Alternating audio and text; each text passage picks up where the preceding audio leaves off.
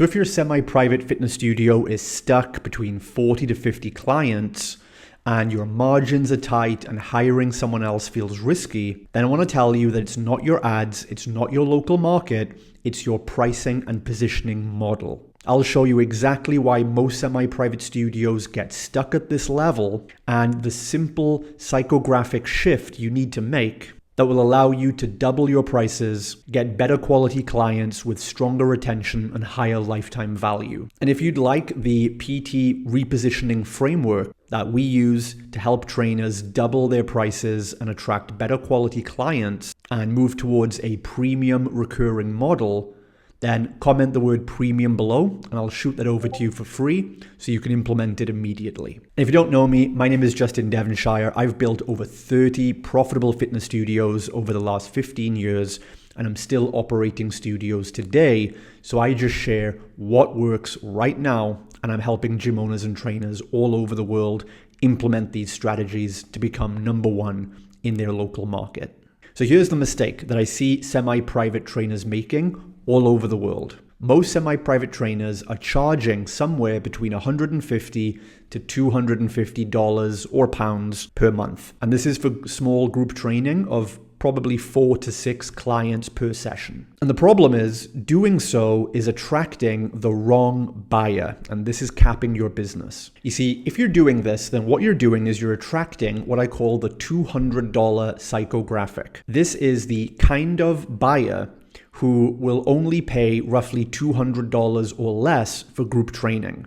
And these type of people are more price sensitive, lower commitment, higher churn because they're looking more for novelty and something fun and different. And then they have ultimately lower lifetime value.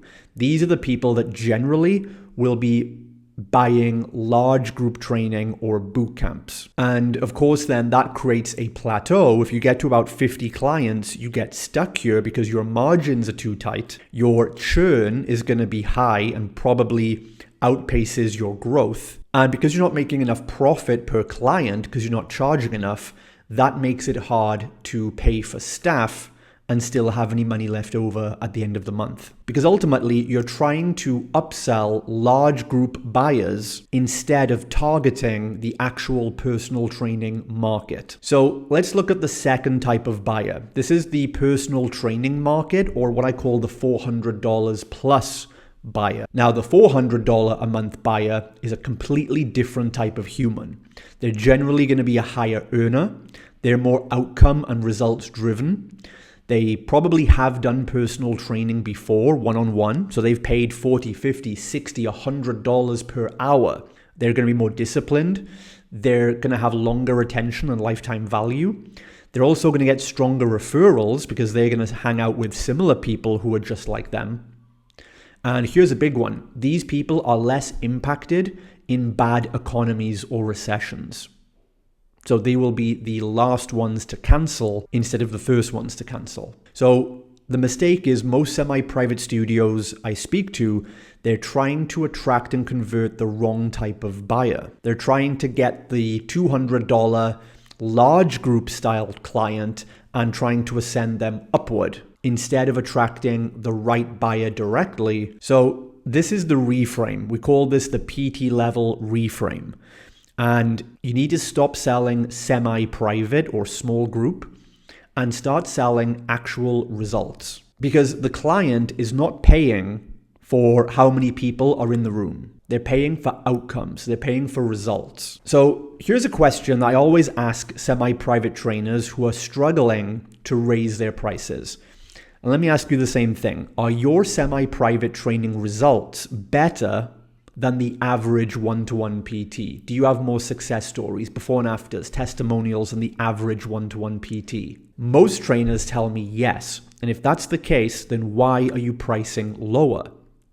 Your pricing should reflect the outcomes and results you're getting, not how many people per square footage there is. The second mindset shift in the reframe is to recognize that your semi-private training is probably equivalent, if not superior in value compared to one-to-one training. And here's why. Your clients right now probably receive personalized onboarding, personalized programming, personalized nutrition, personal weekly check-ins and feedback. That's personal training. Every session they do is led by a personal trainer. The only difference is that they're completing their personalized workout alongside 3 or 4 other people. So that doesn't reduce the value. In fact, it often increases adherence and results because the clients have more fun and they have more accountability partners now compared to if it's just them and the coach. So this actually helps clients get better results and increases the value. And that's why in our studios, we never call it semi-private. We never use the term small group because that just deliberately dilutes it for no reason. We just call it personal training because that's what it is. And let me give you an example to put this in perspective. Think of a physiotherapist. A physio can train 2 clients or patients with 2 different injuries in the same clinic at the same time. And the physio will charge both of those people the full 1-to-1 rate. Both these people will pay $100 a session, even though one is working on rehabbing a shoulder injury and the other athlete is rehabbing a knee injury. So how does the physio get away with charging the full rate to both patients separately? It's because his value is tied to the outcome, not the head count. So when you start putting your prices higher, nearer to 1-to-1 training and positioning yourself as personal training, this is going to give you higher profit margins, lower churn rate, better referrals. Hiring is going to become safer because you've got better margins, and your growth is going to become more consistent as you have less churn. When you position yourself lower down, closer to large groups, then you're competing on affordability.